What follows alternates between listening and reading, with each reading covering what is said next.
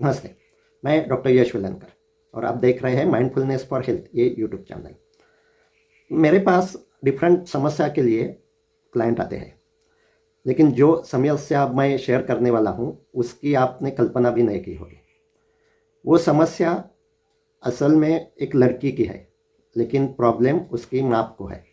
तो माँ मेरे पास आई और वो बहुत ही डरी हुई थी, और उसके डर का कारण उसकी लड़की का बिहेवियर था।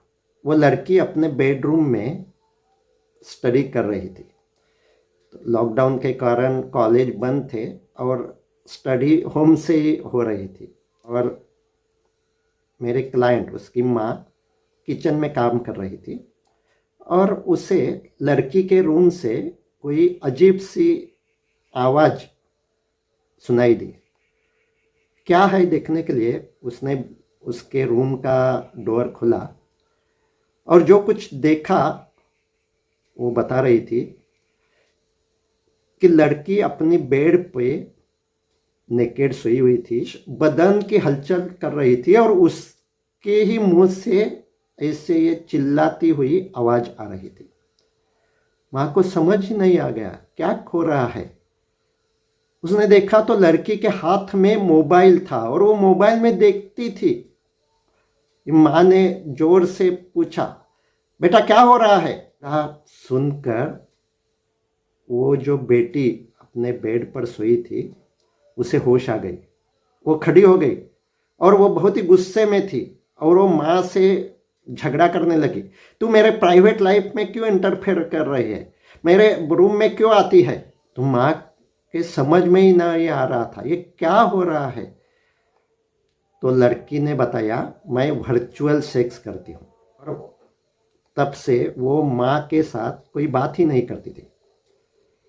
इसीलिए माँ बहुत चिंतित हो गई कि ये क्या प्रॉब्लम है, कोई साइकोलॉजिकल डिसऑर्डर है क्या, और इसीलिए वो मुझे मिलने के लिए आई थी। तो मैंने उसे वर्चुअल सेक्स के बारे में बताया। यानी कि जब वो लड़की मोबाइल पे देखती थी तो मोबाइल पे वो कोई वीडियो देखती होगी और वो वीडियो लाइव होगी। तो कोई लड़का या लड़की भी हो सकती है, वैसे ही अपने घर से वो एक दूसरे के साथ ये एक तरह का विजुअल सेक्स कर रही थी। वो लड़की अपनी वीडियो उसके पार्टनर के साथ शेयर कर रही होगी और वो पार्टनर भी वैसे ही एक्शन करता हुआ उसका वीडियो उसे दिखाई दे रहा था। तो ये एक तरह का विजुअल मैस्टरबेशन है, हस्तमैथुन है। बहुत से लड़कियां इस उम्र में ऐसा मैस्टरबेशन करती है, लेकिन अब टेक्नोलॉजी के कारण उन्हें अब विजुअलाइजेशन करने की भी कोई नौबत नहीं है।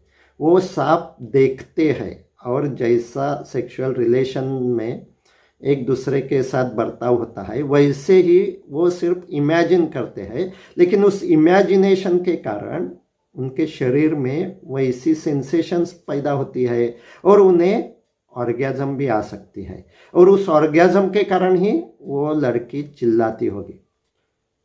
ये सब मैंने उस माँ को बताया। तो माँ परेशान थी, इसके क्या क्या प्रॉब्लम हो सकते हैं, क्योंकि वो लड़की ने उसे बताया कि ये बहुत ही सेफ है, उसमें कोई प्रॉब्लम नहीं है। तो मैंने माँ से बताया सेफ क्या है कि ऐसा वर्चुअल सेक्स से प्रेगनेंसी नहीं हो सकती, कोई सेक्सुअल ट्रांसमिशन होने वाला डिसीज नहीं हो सकता, इसीलिए वो उसे सेफ कहती है। लेकिन इसके अलग खतरे हो सकते हैं। वो जो वीडियो सेंड कर रही थी तो उसका गलत इस्तेमाल हो सकता है। वो जिसके साथ वो रिलेशन मेंटेन कर रही है तो वो रिलेशन वो वैसी ही वर्चुअल रखना चाहती है या एक्चुअल वैसा रिलेशन करना चाहती है, इसके बारे में भी उससे कोई बात करनी होगी। और वो वर्चुअल सेक्स कितने पार्टनर के साथ करती है और उसका भी एडिक्शन हो सकता है। तो ये सब बातें मन में रखकर आपको अपनी लड़की के साथ बात करनी होगी, और उस समय आपको अपनी लड़की के साथ सहेली की तरह बात करनी होगी, एक माँ की तरह नहीं।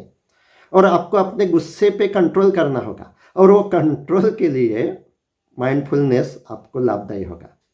तो ऐसा कहकर उसके इमोशन के रेगुलेशन के लिए मैंने उसे माइंडफुलनेस सिखाया, और उसे अपने ऐप का प्रोग्राम भी दिया, और उसे बताया कि आप अपनी लड़की के साथ बात करके उससे मुझे फ़ोन पे बात करने के लिए तैयार कीजिए, काउंसलिंग करूँगा।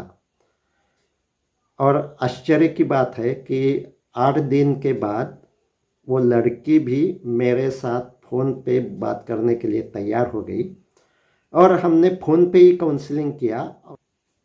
उस लड़की को भी ये महसूस हुआ कि ये वर्चुअल सेक्स का उसे भी एडिक्शन हुआ है। वो हर रोज़ ऐसा सेक्स कर रही है,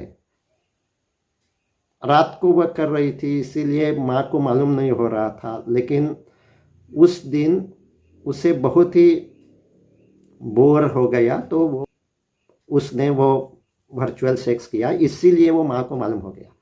तो ये जो एडिक्शन है ये प्रॉब्लमेटिक है, ये उसे एक्सेप्ट हुआ, और वो भी माइंडफुलनेस की प्रैक्टिस करने लगी।